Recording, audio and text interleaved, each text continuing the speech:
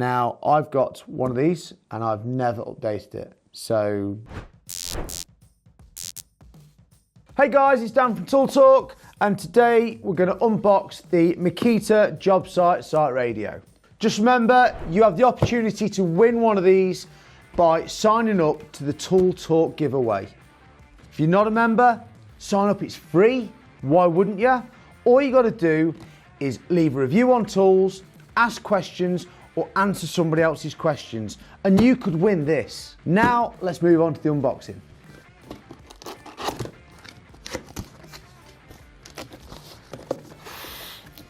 How many layers? First of all, instructions, make sure you read them. And here we go.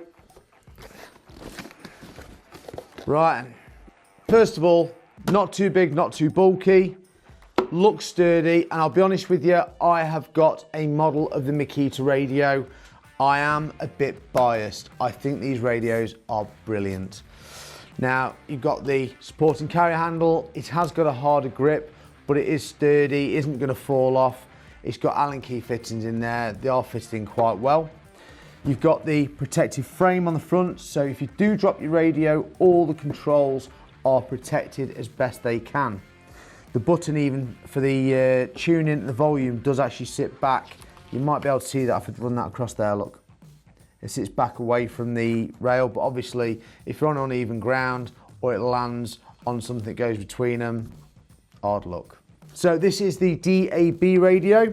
We've got 5-station tuning for your presets, power button, change bands, and information. So on DAB you can get information like the station, the song and whatnot. You've got the auto tune button on here. Some of the old radios don't have this. Normally it's just push the middle button in, turn to the radio station you want. Now on my one, when I do turn the machine on, the radio, you do get a display and it shows different radio stations, wind up to the one you want. You do have the auxiliary lead input. Now some of these do have Bluetooth, this one doesn't, so you can put the lead straight into the front there and tune and play the music off your phone or other devices. Now let's look at the rest of the structure of the radio.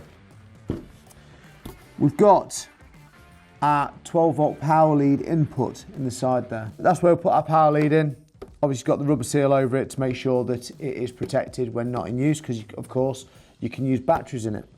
It's got 2 speakers, one there, and again it's got rubbers on the back here to protect the back from any damage if you want to lie it down. A lot of people do, and also it protects it lay on the side as well. Okay, Ryan, looking inside the back, nice heavy duty clamp. You have to literally clamp it over and pull, and it tightens the back up. This has got a seal around the edge to stop any dust or moisture getting in. This has got your 240 plug in it. So it looks like you've got a nice long lead on it. In fact, I will open it up. That's a nice long lead. But I appreciate that not all of us work on residential properties. We want to use these on site where you've got no power. So of course, that's where the batteries come into it. Now this does support a few variants of batteries, and it did say it on the box. It's got the XGT batteries.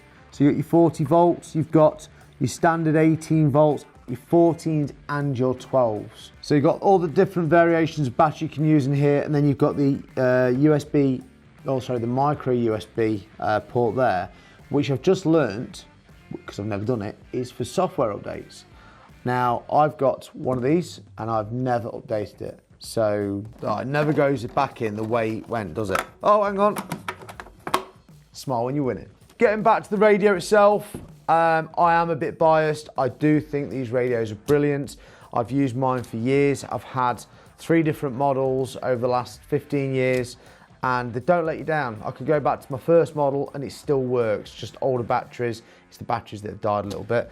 But when I plug it in onto the 240, it works just like the new ones do.